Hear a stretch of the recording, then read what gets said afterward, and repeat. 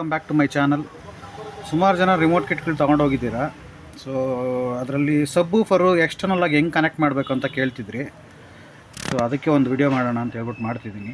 ಈ ಅಲ್ಟ್ರಾ ಡಿಜಿಟಲಲ್ಲಿ ಸುಮಾರು ಜನ ರಿಮೋಟ್ ಕಿಟ್ಗಳು ತೊಗೊಂಡೋಗಿದ್ದೀರಾ. ಅದರಲ್ಲಿ ಸಬ್ಬೂಫರ್ ಹೇಗೆ ಎಕ್ಸ್ಟರ್ನಲ್ ಸಬ್ಬೂಫರ್ ಹೇಗೆ ಕನೆಕ್ಟ್ ಮಾಡಬೇಕು ಅಂತ ಕೇಳ್ತಿದ್ರಿ. ಸೊ ಇದೊಂದು ಇಲ್ಲಿ ನೋಡಿ, ಇಲ್ಲೊಂದು ಹಾಫ್ ವ್ಯಾಟ್ 100 ಓಮ್ಸ್ ರೆಸಿಸ್ಟರ್ ಇದೆ. ಇಲ್ಲಿ ಕಾಣುತ್ತಲ್ಲ, ಹಾಫ್ ವ್ಯಾಟ್ 100 ಓಮ್ಸ್ ರೆಸಿಸ್ಟ್ರು. ಪ್ಲಸ್ ಇಲ್ಲಿ ಇದಕ್ಕಿಂತ ಮೂರನೇದು 4ನೇ ರೆಸಿಸ್ಟ್ರು 1K ರೆಸಿಸ್ಟ್ರ್ ಇದೆ. ಇಲ್ಲಿ ನೋಡ್ಬೋದು, ಇದು 100 ಓಮ್ಸ್ ಹಾಫ್ ವ್ಯಾಟು, ಪ್ಲಸ್ ಇಲ್ಲಿ ಬಂದು 1K ರೆಸಿಸ್ಟ್ರ್ ಕ್ವಾರ್ಟರ್ ವ್ಯಾಟು. ಅದಾದಮೇಲೆ ಇಲ್ಲಿ ನೋಡ್ಬೋದು ನೀವು 2 PF ಮಧ್ಯೆ, ಯೆಲ್ಲೋ ಕಲರ್ PF ಮಧ್ಯೆ ಒಂದು ರೆಸಿಸ್ಟ್ರ್ ಇದೆ 10K ರೆಸಿಸ್ಟ್ರು. ಸೊ ಅದನ್ನು ಮೂರನ್ನೂ ತೆಗಿಬೇಕು.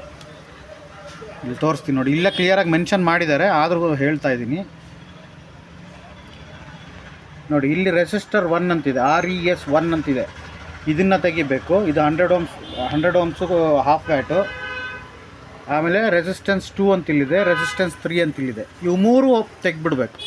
ಇವು ಮೂರು ತೆಗೆದಾದ್ಮೇಲೆ ಸಬ್ಬೂಫರ್ದು ಇನ್ಪುಟ್ ಏನಿದೆ ಅದು ತೊಗೊಂಬಂದು ಇಲ್ಲಿ ಕೊಡಿ. ನೋಡಿ, ಇಲ್ಲಿ ಸಬ್ಬೂಫರ್ ಇನ್ ಅಂತ ಕ್ಲಿಯರಾಗಿ ಮೆನ್ಷನ್ ಮಾಡಿದ್ದಾರೆ. ಆ ಇನ್ ಅನ್ನೋದನ್ನು ಅಲ್ಲಿ ತೊಗೊಂಬಂದು ಕೊಡಿ. ಪ್ಲಸ್ ಸಬ್ಬೂಫರಿಂದ ಬರೋ ಔಟ್ಪುಟ್ಟು, ಸಬ್ಬೂಫರ್ ಪ್ರೀ ಆ್ಯಂಪ್ಲಿಫೈರಿಂದ ಬರೋ ಔಟ್ಪುಟ್ನ ತೊಗೊಂಬಂದು ಇಲ್ಲಿ ಕೊಡಿ. ಅದ್ರ ಇನ್ಪುಟ್ಟು ಇಲ್ಲಿಂದ ತೊಗೊಂಡೋಗಿ ಇನ್ಪುಟ್ ಅದಕ್ಕೆ ಕೊಡಿ.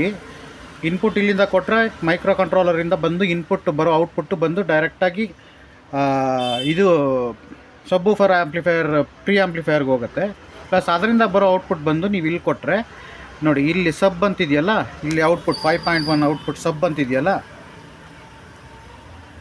ಸೊ ಇಲ್ಲಿಂದ ಔಟ್ ಆಗುತ್ತೆ. ಸೊ ಇಷ್ಟೇ ಇದರಲ್ಲಿ.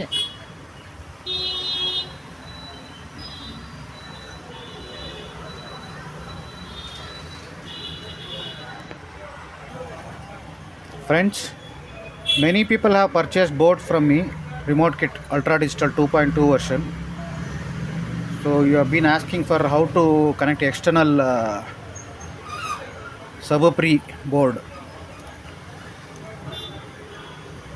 So you can see here RES1 and RES2 and RES3. We have to remove all the 3 resistors.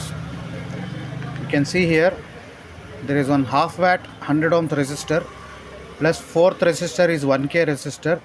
So in between these 2 capacitors there is one more resistor, that is 10K. So you have to remove all these 3 resistors. And in sub-pre board you have 2 options, like one is input, one is output. The output which is coming from the sub-pre board, you have to connect that output here. You can see here it is clearly mentioned subwoofer output, and there is one more notch here, that is subwoofer input. So that's all.